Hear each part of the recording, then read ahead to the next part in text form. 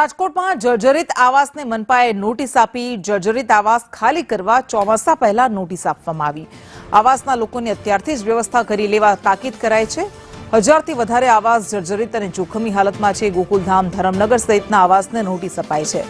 જો મરામત નહીં કરે તો નળ જોડાણ કાપી નાખવા માટેની પણ તૈયારી તંત્રએ દર્શાવી છે।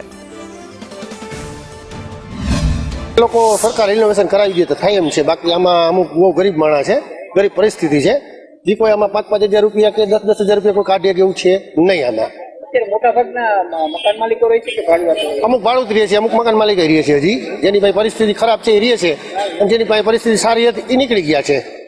શું કહેશો તમે જે પ્રકારે નોટિસ સરકાર રિપેરિંગ કરી દે તો વધારે સારું। 3-4 વર્ષથી નોટિસ મોકલ્યા છે, પણ પબ્લિક છે ને એ બિચારા નાના માણા હોય, એ કોણ રિપેરિંગ કરાવે? ભાડા એ ન ભરી શકતા હોય શું? બધાને ટોટલ એક જ કેટલા વર્ષ જૂની જર્જરિત? આ 25 વર્ષ થયા શું જર્જરિત એમ ના તે પેલા પાણીનો પ્રોબ્લેમ ના બધું ભરાય છે શું? કોઈ એટલી બધી દુર્ઘટના હજી બની નથી, પણ હવે કારણ કે નાના માણસો ક્યાંથી રિપેરિંગ કરાવે કે ઘરનું માન પૂરું થતું હોય।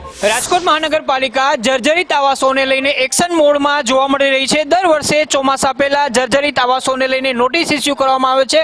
આ વખતે ચોમાસા પહેલા જ એટલે કે જાન્યુઆરી મહિનાના અંતમાં અને ફેબ્રુઆરી મહિનામાં જ નોટિસો ઇસ્યુ કરવામાં આવી રહી છે।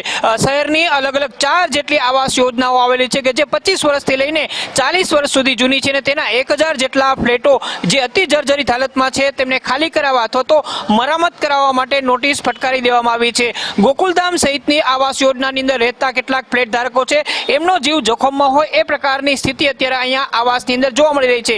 રાજકોટ મહાપાલિકાની ટીમ દ્વારા આ ફ્લેટોની અંદર જઈને ત્યાં નોટિસો છે તે ચિપકાવવામાં આવી રહી છે। દર વખતે આ પ્રકારના જે ફ્લેટ ધારકો છે એવું બહાનું બતાવતા હોય છે કે ચોમાસાની અંદર તેઓ અન્યત્ર ક્યાં જઈ શકે છે, એટલા માટે જ મહાપાલિકાએ આવી નોટિસ ચિપકારીને જે ફ્લેટ ધારકો છે તેમને 3 થી 4 મહિનાનો સમય આપી દીધો છે, અને ચોમાસા પહેલા જ આ આવાસો છે કાં તો તેઓ રિપેરિંગ કરાવી નાખે અથવા તો તેઓ અહીંથી દૂર સલામત સ્થળે ખસી જાય એ પ્રકારની સૂચનાઓ પણ આપી દેવામાં આવી છે।